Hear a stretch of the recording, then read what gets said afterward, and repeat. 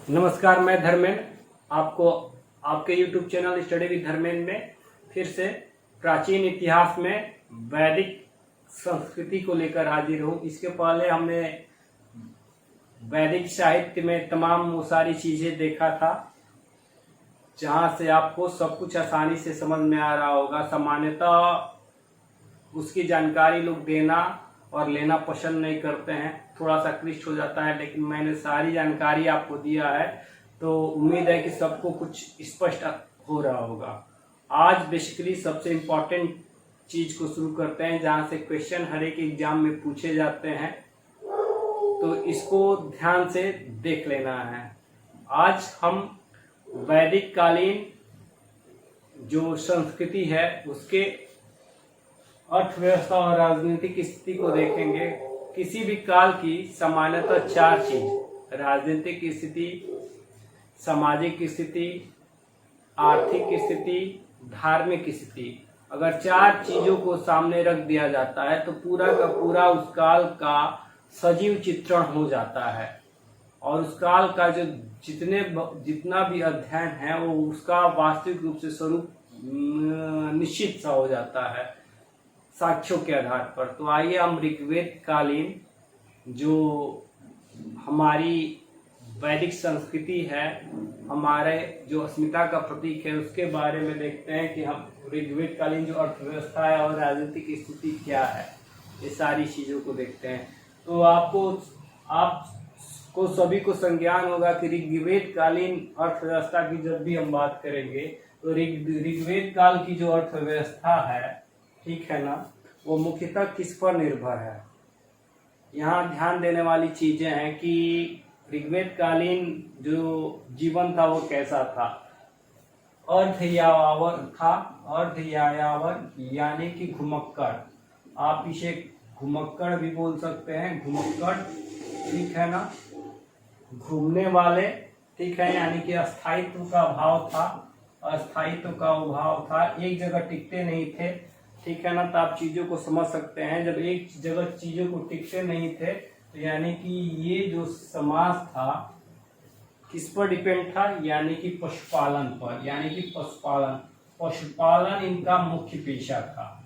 अगर कहा जाए कि मुख्य पेशा क्या था ऋग्वेद कालीन, वैदिक कालीन संस्कृति को दो भागों में आपने बांटा, एक ऋग्वेद कालीन और उसके बाद उत्तर वैदिक कालीन। तो ऋग्वेद कालीन में जो ऋग्वेद कालीन जो सभ्यता है वो प्राथमिक रूप से जो है पशुपालन पर डिपेंड थी, यानी कि पशुपालन उनका मुख्य पेशा था। ऋग्वेदिक कालीन समाज की अर्थव्यवस्था में पशुपालन मुख्य पेशा था। सारी की सारी चीजें इसी पशुपालन के इर्द गिर्द घूमती थी। और पशुपालन में भी किसका, पशुपालन में सबसे ज्यादा जो महत्व था वो गाय का था। पशुपालन में जो सबसे ज्यादा महत्व था गाय का था ऋग्वेद काल में। इसी गाय के इर्द गिर्द ही जो थी पूरा का पूरा पशुपालन चलता था। इस गाय का महत्व कैसे पता चलता है कि ऋग्वेद काल में गाय का महत्व सबसे ज्यादा था, क्योंकि गाय का उल्लेख ऋग्वेद में 176 बार आया है। कितनी बार आया है? 176 बार आया है।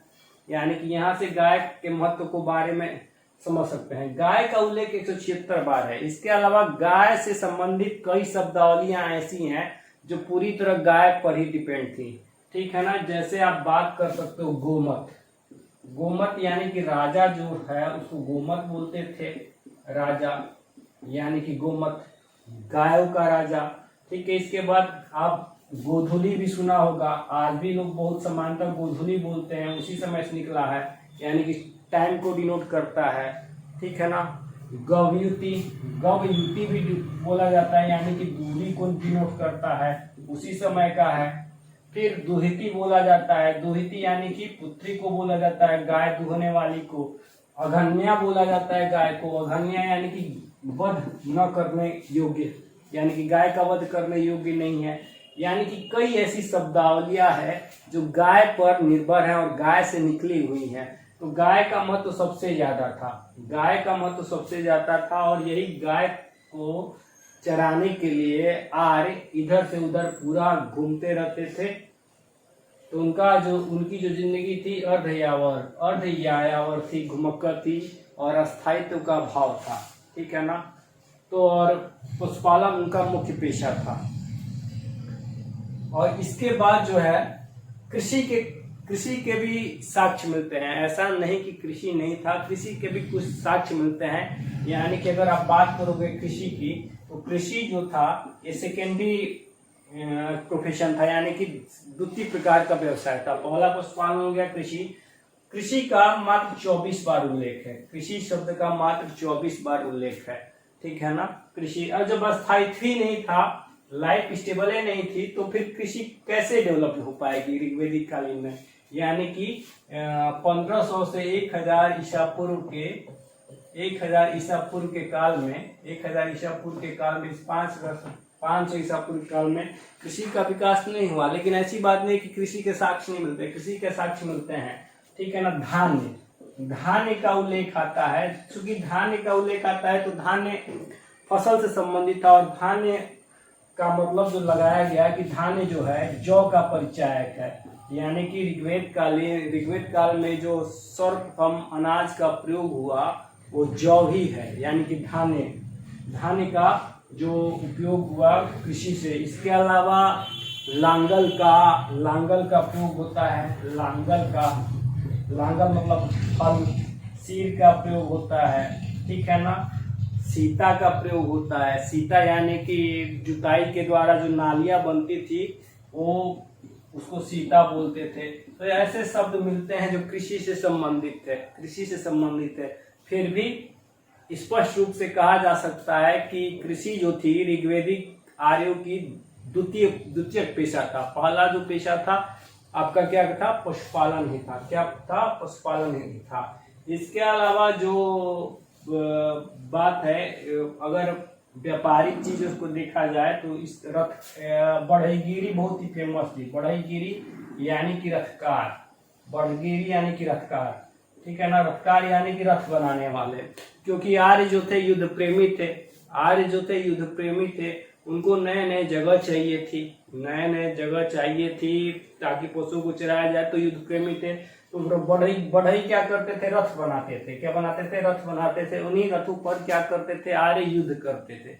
क्या करते थे, उन्हीं रथों पर आर्य क्या करते थे, युद्ध करते थे। अगर बात किया जाए, ठीक है ना, कि उस समय कौन सी धातु की प्रचलित थी, तो सबको पता होना चाहिए कि सोना है, तांबा है, ठीक है। सोना, तांबा, ठीक। चांदी नहीं, चांदी का उपयोग नहीं था। लोहा की भी खोज नहीं थी। लोहा की खोज 1000 ईसा पूर्व में हुई थी। 1000 ईसा पूर्व में यानी कि इंडिंग टाइम में हुई थी, और उत्तर वैदिक कालीन के प्रारंभिक टाइम में। यानी कि ऋग्वेदिक कालीन जो आर्य थे, न लोहा से परिचित थे, न चांदी से परिचित थे। न लोहा से परिचित थे, न चांदी से परिचित थे। वो सोना से, तांबा से क्या थे, परिचित थे, ठीक है ना। सोना से और तांबा से परिचित थे। और इनके लिए जो वर्ड आया है वो अयस आया है, ठीक है ना। अयस आया है। यही उत्तर वैदिक कालीन में क्या हो जाता है, श्याम अयस हो जाता है। श्याम अयस मतलब क्या, लोहा हो जाता है। श्याम अयस लोहा हो जाता है। इसके अलावा जो पड़ी का भी उल्लेख आता है, ऋग्वेद कालीन में पड़ी शब्द का उल्लेख आता है। पड़ी क्या थे, पड़ी व्यापारी थे। क्या थे, पड़ी व्यापारी थे। तो कैसे व्यापारी थे, पड़ी गायों को चुराते भी थे। पड़ी क्या करते थे, गाय को चुराते भी थे और ले जाकर बेचते थे। सबसे बड़ी बात थी कि जो इसमें लेन देन की प्रथा थी, ठीक है ना, उसमें किसी ऋग्वेद में चाहे उत्तर वैदिक काल में किसी भी प्रकार के मुद्रा का विकास नहीं हुआ था। तो चीजों को लेन देन के द्वारा ही उपयोग किया जाता था। एक चीज लो, दूसरा चीज दो, यानी कि बार्टरी सिस्टम। एक चीज लोग देते थे, दूसरा चीज लेते थे। और पड़ी क्या करते थे, गायों को चुरा लेते थे और ले जाकर इधर उधर बेच देते थे, पड़ी, ठीक है ना। तो ये ऋग्वेदिक कालीन की अर्थव्यवस्था है, ऋग्वेद काल की पूरी की अर्थव्यवस्था है। चूंकि स्थायित्व नहीं था तो पूरी तरह से कृषि का विकास नहीं हो पाया। हाँ, ये है कि अंतिम समय में 1000 ईसा पूर्व में लोहे का विकास हो जाने, लोहे की खोज जो एटा के अतरंजरी खेड़ा में हुई थी, उसके बाद जो है कृषि में विकास हुआ। और उत्तर वैदिक कालीन में कृषि जो है प्राथमिक पेशा हो जाता है। वैदिक आर्यों की जिंदगी में अस्थायित्व आ जाता है। क्योंकि कृषि आती है तो कृषि के लिए एक जगह रुकना ही पड़ेगा, तो अस्थायित्व होगा ही। और फिर पशुपालन क्या हो जाता है, उनका द्वितीयक पेशा हो जाता है। किसका? उत्तर वैदिक कालीन में, उत्तर वैदिक काल में। तो आई होप सबको अर्थव्यवस्था समझ में आ गया होगा। अब देखते हैं राजनीतिक स्थिति, देखते हैं ऋग्वेदिक काल की राजनीतिक स्थिति देखते हैं हम।